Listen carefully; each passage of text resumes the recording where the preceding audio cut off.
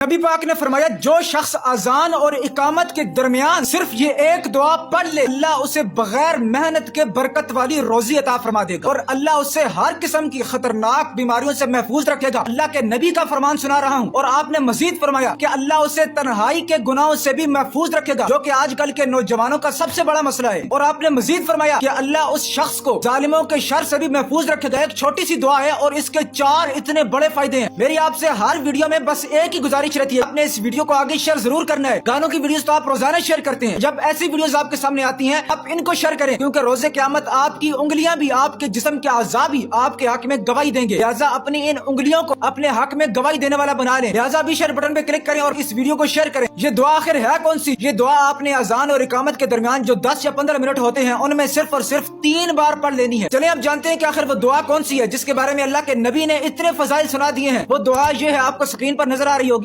اللہم انی اسألک العفو والعافیت فی الدنیا والآخرہ۔